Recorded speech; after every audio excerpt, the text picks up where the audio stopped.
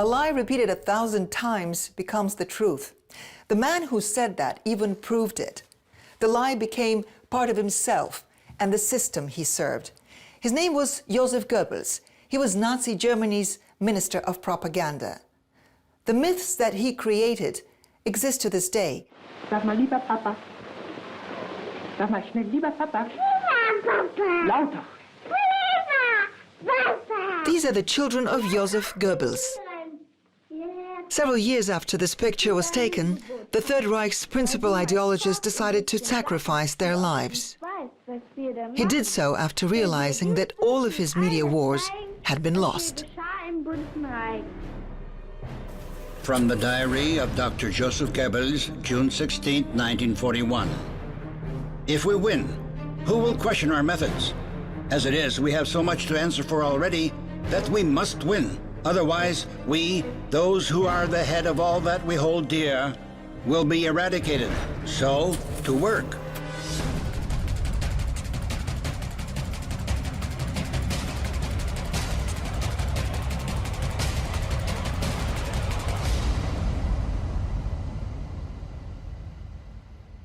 On June 22, 1941, Nazi Germany invades the Soviet Union without a declaration of war.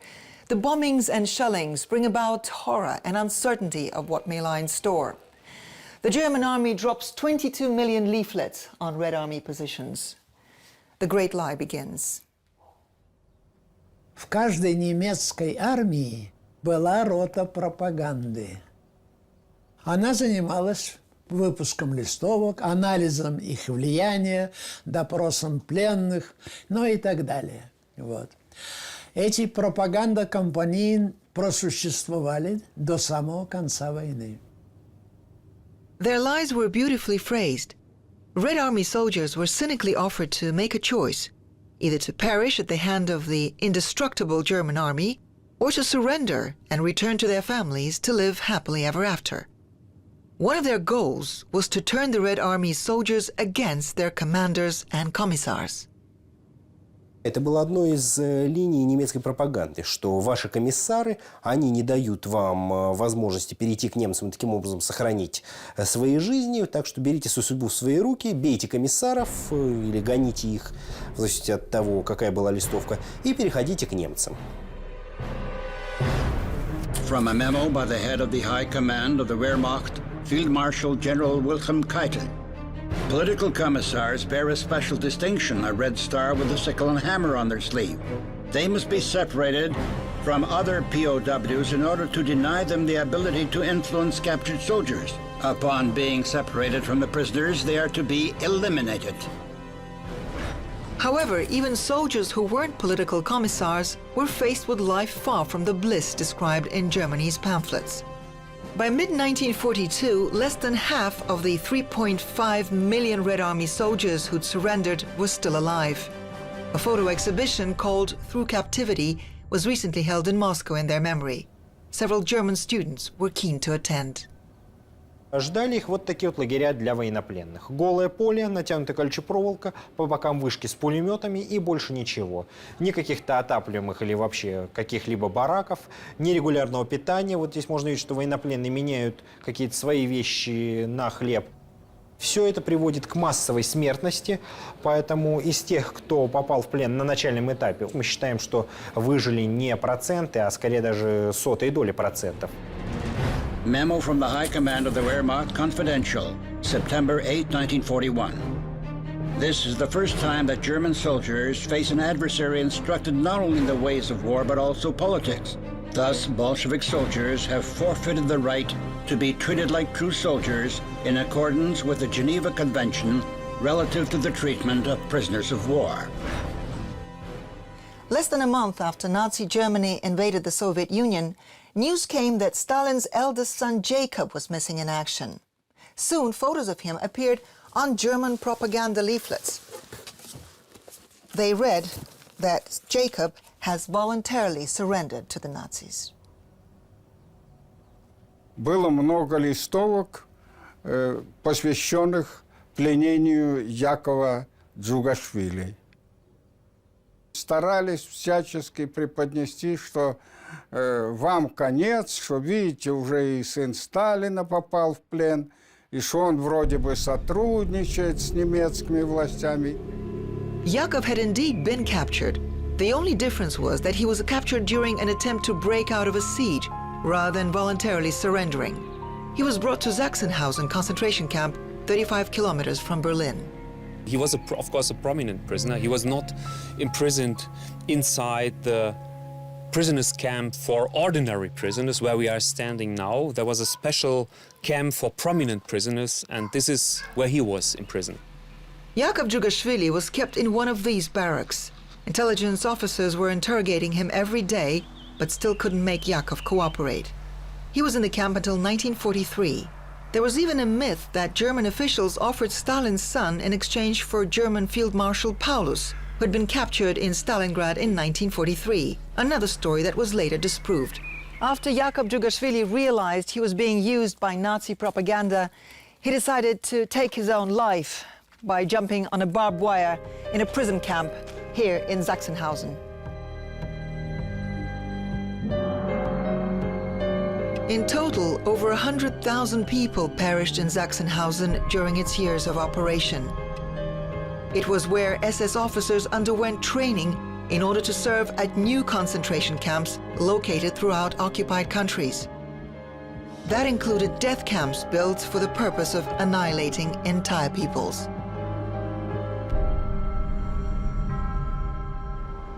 The so-called Nazi Einsatzgruppen killed more than 2 million Jews on occupied Soviet soil. They delivered death without mercy, women, children, even the elderly. Most normal people would go mad having to execute orders like that, but officers in SS uniform had no such qualms. Never for a moment did they consider that what they were doing was wrong, let alone it being a crime. They were trained and prepared by Nazi propaganda. Today, even the radical measures are not radical enough, Joseph Goebbels used to say. Here in the USSR, German soldiers were captives of another myth, that in order to bring down the Soviet system, it was essential to annihilate the Jews, since they were believed to be the primary foundation of Bolshevism. In other occupied countries, the Germans would force the Jews into ghettos, though they were allowed to live. After invading the USSR, the Nazis began to annihilate entire Jewish communities. Мы видим открытки, которые посылались на фоне практически расстрелов в семье, жене и детям, где солдат пишет очень нежные строки о том, как он по ним скучает и как ему без них плохо, и гордо рассказывает о том, как он уничтожал еврейских свиней. Геббельсовская пропаганда активно работала, с одной стороны, на унижение других народов, а с другой стороны, на возвеличивание простого немца. In his younger years, Joseph Goebbels made several unsuccessful attempts at becoming a writer and journalist. The career of the Third Reich's main ideologist took off after the Nazis won elections. One of his first initiatives was the practice of book burnings, reminiscent of burning heretics at the stake in medieval times. The first book burning took place in 1933 in the center of Berlin under the motto, "Let's clear Germany of un-German ideas." Это очень нравилось, это было совершенно новое, потому что немцы себя чувствовали очень униженными. А Геббельс интуитивно он ощущал, что нужно сказать вот этим массам, чтобы они шли за ним. Знаете, как музыкант из города Хаммеля, который играл на дудочке, и крысы за ним шли. In today's Berlin, books are sold right next to the spot where they were once burned. There are lots of history books here, including those on the Nazis' rise to power in Germany. This is the moment when Goebbels' office got the green light. The so-called Ministry of Public Enlightenment and Propaganda of the Third Reich was housed in this building on Wilhelmstrasse. From 1933 to 1941, the agency's budget increased nearly tenfold. Геббельс пробил такую концепцию, чтобы промышленность немецкая выпускала радиоприемники, доступные каждому немцу, так, чтобы каждый немец мог слушать радиопередачи. Кроме этого, про это, может быть, не все знают, но именно усилиями Геббельса и во времена Третьего рейха были произведены первые трансляции телевизионных программ для простых смертных.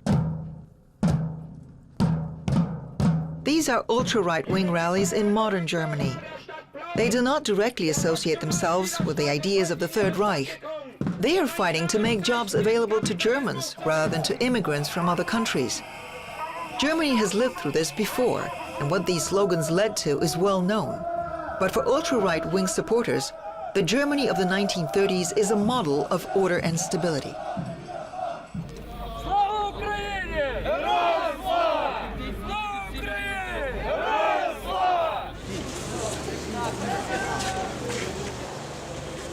This is another example of a history lesson some people fail to learn. This time in Ukraine. The slogan, "Glory to Ukraine, glory to the heroes," heard in Kiev, is a carbon copy of the greeting used by Ukrainian nationalists who collaborated with Hitler's forces during the war. Причем эти люди иногда делали то, что брезговали делать сами немцы. Иногда, да, с оружием в руках они убивают даже не сколько партизан, сколько сочувствующее партизанам местное население. In early 2014, during the so-called Euromaidan rally in Kiev, local nationalists reverently carried portraits of Stepan Bandera. In 1941, he tried to establish an independent republic of Ukraine as a protectorate of Hitler's Germany. Разумеется, что никакой государственности им даже близко не светило. И если говорить о тех деятелях, которые пытались как-то, заигрывая с немцами, пытаться построить самостоятельную государственность, то они чаще всего либо немцами ликвидировались, либо сажались в концлагеря, где от них, по мнению немцев, было больше пользы, как от символов. An excerpt from a letter by the head of the party chancellery, Martin Bormann, from July 23, 1942.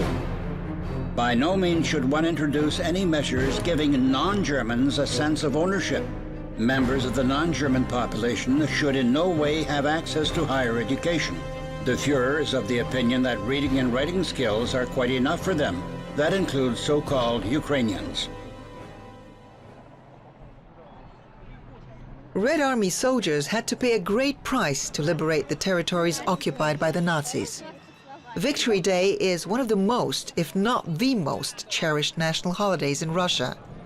Despite the fact that nearly 70 years have passed since the end of the Second World War, numerous outrageous myths continue to spread, some of which even Goebbels would envy. И есть некоторые даже пожелания не только у поляков, но и некоторых других, у прибалтов, например, чуть ли не поставить знак равенства между Гитлером и Сталиным. А Сталин, хоть и имел свои особенности, уж я-то это знаю, наша семья была и раскулачена, и чего только, через чего мы только не прошли, и беды, и испытания, но я бы никогда знак равенства даже не пытался ставить. After the war, many German generals were all too keen to publish their memoirs, while Stalin's staff officers were forbidden to do so. That's why much of what's known about the Second World War in Europe was learned largely from memoirs written by the defeated side.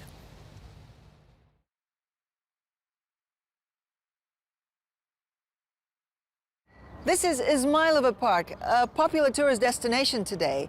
But few people know that during the Second World War, one of the country's top secret constructions was hidden away here.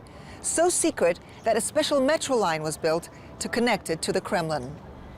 In 1936, the district of Izmailova became a forbidden zone. Construction began on the central USSR stadium named after Joseph Stalin, which was meant for 200,000 spectators. But 3 years later, work was put on hold.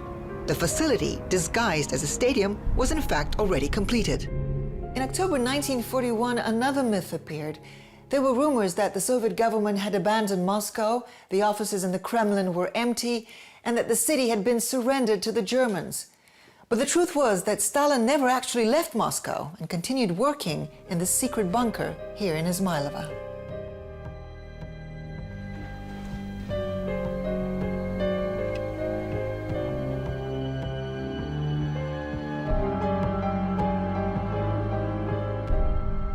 Stalin always spoke quietly, For this reason, special acoustics were designed so that everyone sitting at this table could hear him.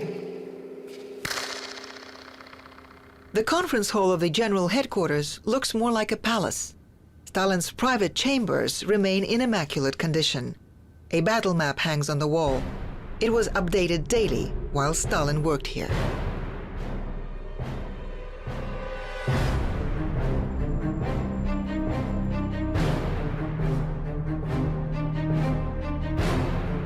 Another common myth is that Stalin and his circle allegedly reinforced the German army with their own hands just before the war started. The Wehrmacht's officers are said to have conducted military exercises at Soviet training ranges. In reality, after Hitler came to power, the volume of military cooperation between Germany and the USSR fell considerably. From the diary of Dr. Joseph Goebbels, June 1941. Cooperation with Russia was in fact a stain on our honor.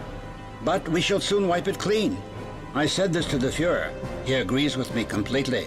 The Fuhrer believes the operation will take about 4 months, but I believe even less. We're on the brink of an unprecedented, victorious military campaign. We must act.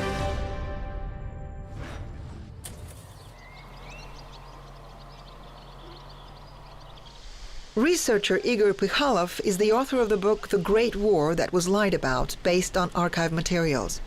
In his book, the author attempts to debunk the most common myth, namely that Stalin was preparing to attack Nazi Germany himself, but Hitler turned out to be smarter and struck first.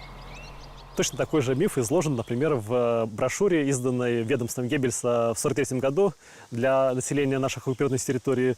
Называется «Что скрывает советская власть». То если мы обратимся к документам и к свидетельствам, значит, то выясняется, что, в общем-то, никакого превентивного нападения не было. Причем это прекрасно понимали не только, сказать, это те же самые Геббельс и прочие, сказать, его подручные, но и, в общем-то, немецкие генералы. In 1941, the Soviet defense industry was working at full capacity. Despite this, the number of German military units at the border exceeded the Soviet army's fivefold. This distribution of forces would have made a preemptive attack on Germany unwise.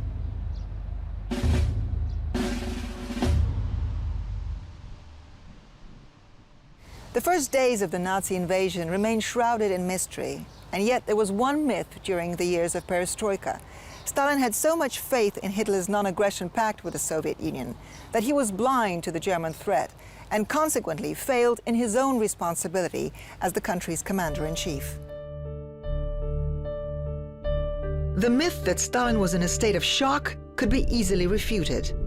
A recently declassified document reveals Stalin's schedule for June 22, 1941, the day Nazi Germany invaded the USSR. Stalin's visitors, People's Commissar for Foreign Affairs Molotov arrived at 5:45, left at 12:05. Chief of General Staff Zhukov arrived at 5:45, left at 8:30. Deputy People's Commissar for Foreign Affairs Vyshinsky arrived at 7:30, left at 10:40. Comintern leader Dimitrov arrived at 8:40, left at 10:40. Товарищи, наши силы неисчислимы. Создавшийся враг должен будет скоро убедиться в этом. Вместе с Красной Армией поднимаются многие тысячи рабочих, колхозников, интеллигенции на войну с напавшим врагом. Поднимутся миллионные массы нашего народа. Народ победил не благодаря так называемому мудрому руководству Сталина. Нет, у Сталина было множество ошибок, просчетов в начале войны. Не об этом сейчас речь. А речь о том, что именно наш народ, его сплоченность, его единство, его мужество помогли нам выдержать эту страшную угрозу. Here from the Brandenburg Gates in the heart of Berlin, Nazi troops marched before heading to the Eastern Front. Prior to invading the Soviet Union, Germany had prepared the so-called Plan Ost, or Plan East. It would have involved about 80% of the population of conquered countries to be moved out by force and replaced with people of the master race. The plan was to be carried out immediately after Germany's victory over the Soviet Union.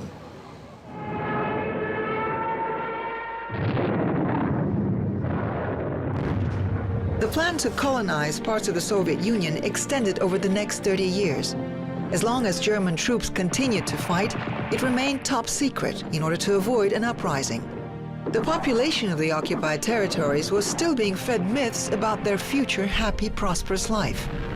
According to the plan, two cities were to be completely destroyed, Leningrad and Moscow.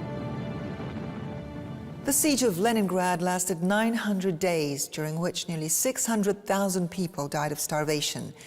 In recent years, another myth has appeared that such human losses could have been avoided if the Soviet command had surrendered the city to the Nazis. But anyone who says that has no idea of Hitler's master plan and the fate he had in store for the city and its residents.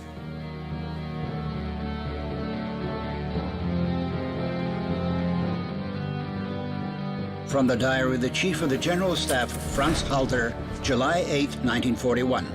The Fuhrer is determined to raze Moscow and Leningrad to the ground to make sure that we don't have to feed their population in winter. These cities must be demolished by airstrikes. This national catastrophe will not only wipe out the centers of Bolshevism, but also that of the entire Muscovy.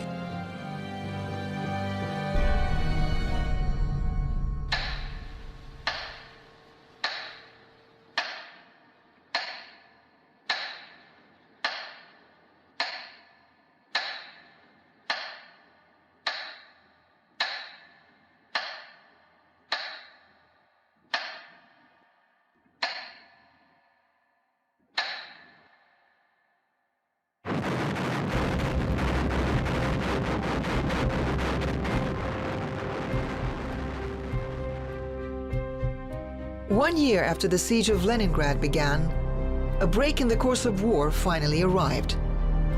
Field Marshal Pauls, the author of Operation Barbarossa, was defeated at Stalingrad. It then became clear to many Wehrmacht soldiers and officers that the quick and victorious war that Goebbels promised on the Eastern Front had also turned out to be a myth. After the defeat in the Battle of Stalingrad, many high-ranking Nazi officers were taken prisoner. They were brought here to a POW camp outside Moscow. After that great defeat, many captured Nazis began to cooperate with Soviet authorities and apply their own propaganda technique to anti-fascist campaigning.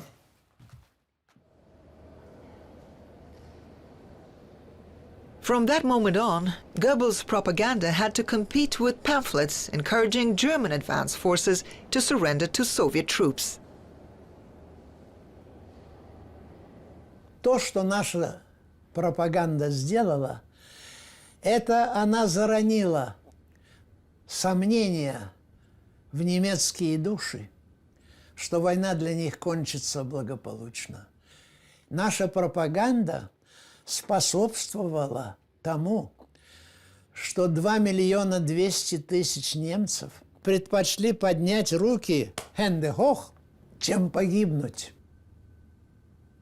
1945, the war is coming to an end. Joseph Goebbels' office calls for the last resources to be thrown at the war effort. The Hitler Youth weren't enough to defend Berlin, so military propaganda encouraged women and the elderly to take up arms.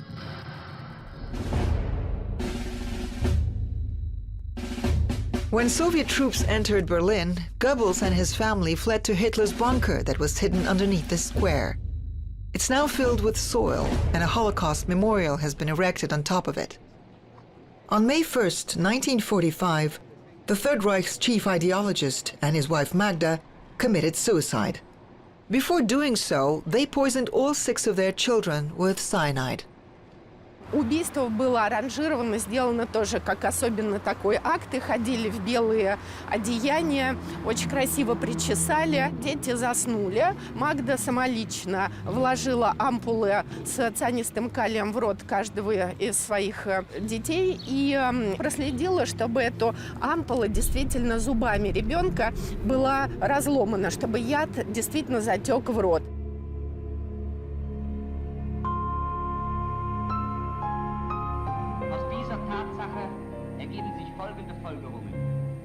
Not long before his death, Dr. Goebbels wrote his last invective. He spoke about the threat of the Iron Curtain, that the communists would drop over Europe. Ironically, these words were written at Goebbels' mansion.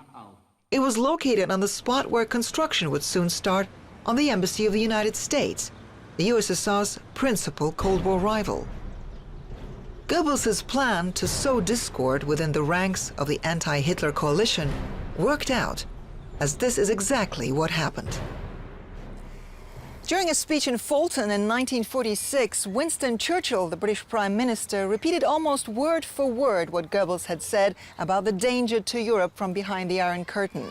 The myths created by the chief Nazi ideologist found fertile soil in the West and grew to provide fuel for the struggle against communism. We have to fight these myths today in memory of those who won in the Second World War.